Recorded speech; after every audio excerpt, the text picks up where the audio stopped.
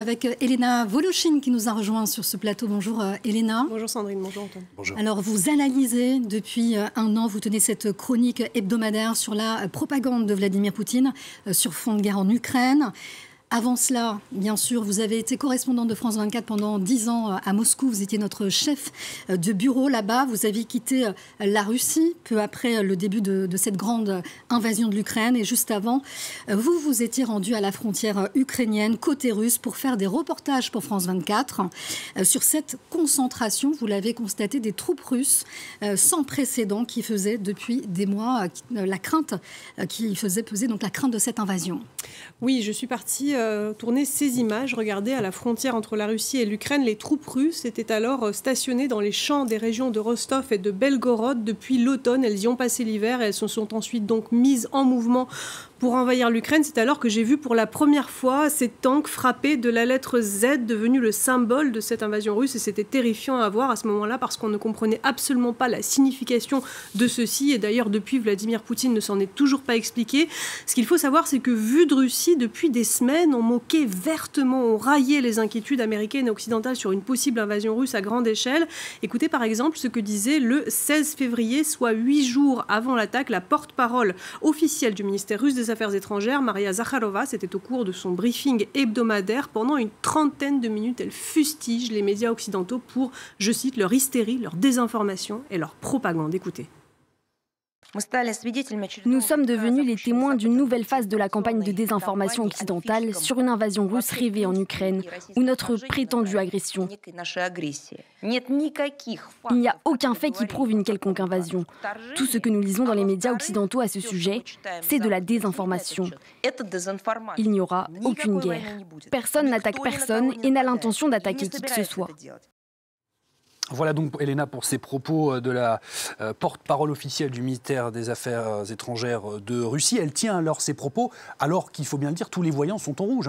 Oui, au même moment, les États-Unis estiment à 150 000 le nombre de soldats russes massés aux frontières de l'Ukraine. Mais en Russie, les médias officiels ne montrent absolument pas les images de cette concentration de troupes. La propagande, elle prépare l'opinion publique russe à la guerre d'une autre manière. Elle inverse, comme toujours, le récit. À longueur de journée, les chaînes de télévision russes martèlent que l'OTAN inonde l'Ukraine d'armes et se rapproche des frontières russes. À ce moment-là, face à la menace de cette invasion russe, les Américains, les Britanniques et les Allemands, ils en sont à envoyer des armes anti-chars, de défense antiaérienne, des casques même à l'Ukraine, soit des armes défensives. Mais écoutez, ce qu'en dit la télévision russe. Nous sommes à J-2 semaines de l'invasion à grande échelle. C'était le 11 février 2022. Regardez. La situation est de nouveau dans l'impasse à cause de Kiev qui refuse de dialoguer avec le Donbass. Et l'Occident ne veut pas de la paix dans cette région. Les États-Unis et l'OTAN utilisent la situation à l'est de l'Ukraine comme prétexte pour accroître leur présence militaire aux frontières de la Russie. Alors donc on vient de le voir, à ce moment-là, la télévision russe n'est pas la Russie donc, qui menace l'Ukraine par sa présence militaire aux frontières, mais plutôt l'OTAN qui menace la Russie. Comment cette réalité parallèle est-elle alors perçue en Russie, justement? Bien, le message est reçu 5 sur 5. Ce poste de télévision que vous venez de voir, je l'ai tourné à Moscou, chez Oleg, un prof de fitness. Mon but alors, en tant que correspondante en Russie, c'était de recueillir évidemment la parole des Russes lambda face aux inquiétudes d'une guerre imminente. Écoutez la conversation que nous avons eue avec Oleg. Que pensez-vous du fait que la Russie concentre ses troupes à la frontière avec l'Ukraine? Nous n'avons personne à la frontière. Ah ben si, vous avez bien vu toutes ces images. Les images, ça ne veut rien dire. Il y a des camps militaires entiers là-bas en ce moment. Peut-être, ça je n'en sais rien. On ne nous le montre pas. Mais c'est le territoire de la Russie. C'est mon pays. J'y fais ce que je veux. Nous n'avons pas traversé la frontière, ni envahi un bout de territoire. Ils se sont approchés trop près des frontières russes. C'est le pays voisin quand même. Mais ce n'est même plus le territoire ukrainien. L'OTAN y commande comme elle veut. Voilà donc pour ces mots d'Oleg. Elena, lui, il n'est pas au courant du fait que la Russie amasse ses troupes à la frontière, c'est ça? Oui, exactement, mais quand bien même elle le ferait, ce serait pour se défendre de l'Ukraine et de l'OTAN, nous dit Oleg, et notez qu'il dit aussi que la Russie n'a rien à se reprocher parce qu'elle n'a pas envahi l'Ukraine, mais c'est faux, puisque la Russie a déjà envahi la Crimée et la région du Donbass à l'Est en 2014, mais Vladimir Poutine l'a toujours démenti, et Oleg le croit, parce qu'il est travaillé depuis des années par cette propagande russe de haine et de négation de l'État et de la nation ukrainien. Écoutez ce qu'il me disait encore. L'Ukraine a toujours été un pays traître. Ils ont toujours trahi tout le monde. Eux-mêmes, le village voisin, le pays voisin, ils ont la traîtrise dans le sang. Moi, je les aurais envahis depuis longtemps, parce que c'est humaniste. Depuis longtemps. Parce que ce territoire, ce n'est pas celui de l'Ukraine. La Crimée n'est pas le territoire de l'Ukraine, et ne l'a jamais été historiquement.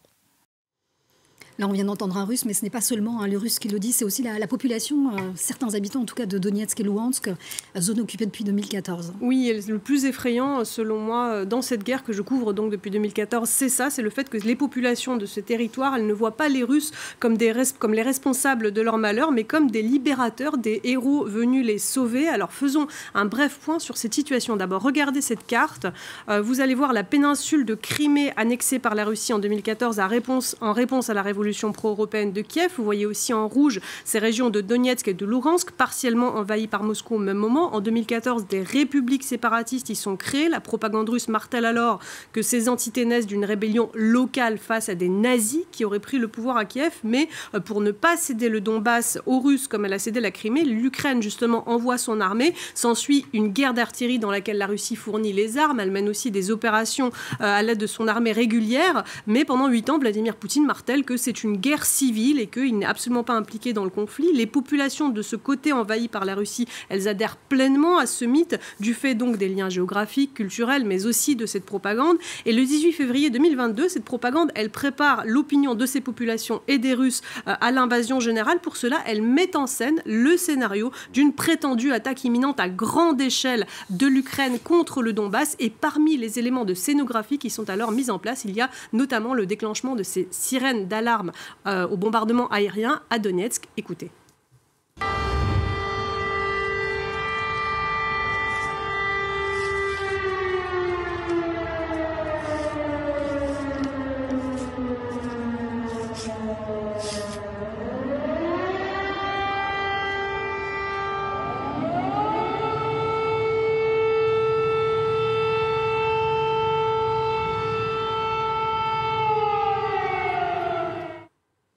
Et dans la foulée, Elena, les autorités de ces entités séparatistes, elles évacuent femmes, personnes âgées et enfants vers la Russie, justement. Exactement, et on comprendra ensuite que ces évacuations, elles avaient pour but de séparer les familles pour pouvoir ensuite mobiliser les hommes pour qu'ils aillent combattre. Mais à ce moment-là, les 19, 20 et 21 février, tout ceci est présenté par la Russie comme une opération de sauvetage des populations civiles face à cette prétendue attaque ukrainienne. C'est à ce moment-là que je suis allée dans le sud, dans la région de Rostov, à la rencontre de ces réfugiés qui arrivaient en masse en Russie. Vous les voyez sur ces images, et écoutez à quel point ces gens, ils étaient convaincus de cette réalité parallèle dans laquelle la Russie les avait plongés depuis 8 ans.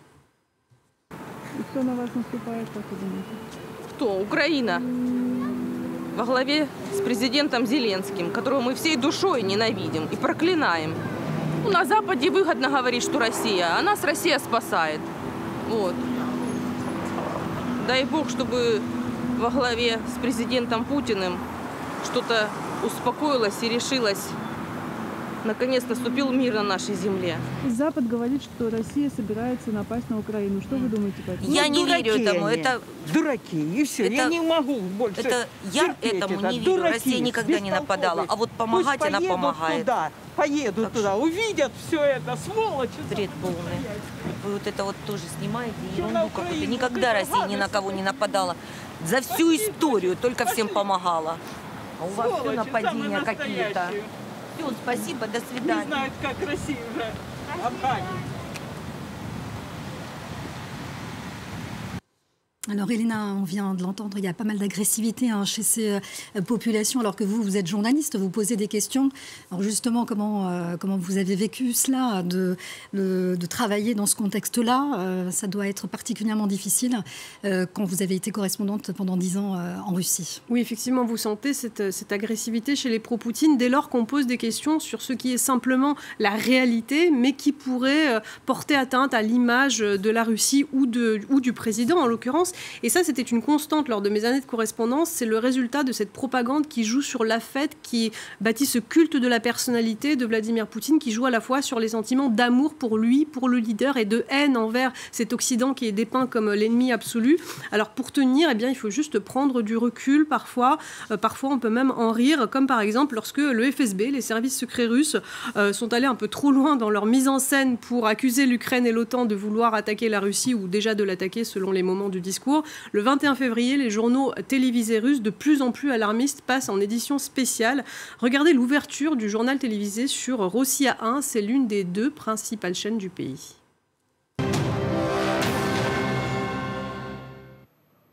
Bienvenue dans notre édition spéciale sur la chaîne Rossiya 1. Je suis Ernest Matskevichus. Bonjour. Aujourd'hui, la division militaire du district sud et les gardes frontières ont empêché une violation de notre frontière dans la région de Rostov.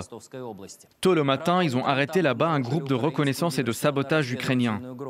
Un peu plus tard, un missile ukrainien a entièrement détruit l'un des postes des gardes frontières. Le FSB précise que ce poste se trouvait à 150 mètres de la frontière avec l'Ukraine. Le tir n'a pas fait de blessés, les démineurs travaillent sur place. Alors on a vu le ton très alarmiste du présentateur, Elena, mais ce qu'on a vu, ça ne ressemble pas vraiment à un poste frontière.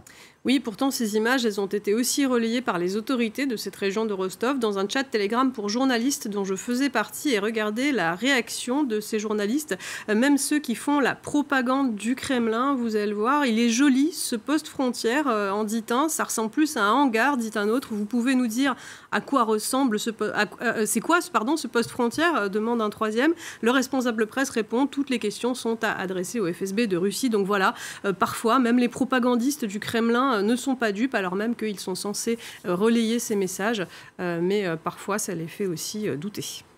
Et à ce moment-là, Elena, l'heure est grave. Vos sources, vous avez d'ailleurs à l'époque prévenu de l'imminence d'une guerre. Oui, mes sources parmi les paramilitaires que l'on sait très actifs aux côtés de l'armée russe dans les manœuvres. Et parmi ces sources, j'avais un certain Alexandre Borodaï. C'est un Russe qui a aussi participé à former l'entité séparatiste de Transnistrie en Moldavie. Cela remonte à 1991. Donc vous voyez, ce sont des technologies qui sont très bien rodées depuis longtemps. Au début de la guerre en Ukraine, en 2014, il devient le premier ministre de l'entité séparatiste de Donetsk.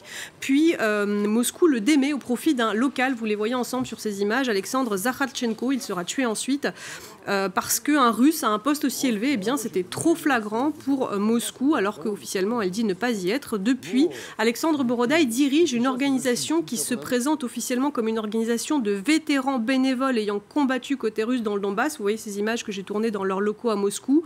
En réalité, les commandants de cette organisation, Borodaï en tête, ce sont des mercenaires. Ils sont payés par l'État russe. Alexandre Borodaï, à ce moment-là, me dit texto, une grande guerre est inévitable. Je lui demande quand. Il me dit d'ici au moins 3 semaines. Je lui demande pourquoi. Et voici ce qu'il me répond. Nous sommes le 16 février. Il y a le facteur climatique. Il faut que les sols sèchent. Et en ce moment, dans le Donbass, il y a la Rasputitsa. Les chenilles des tanks en mouvement s'enliseraient là-bas.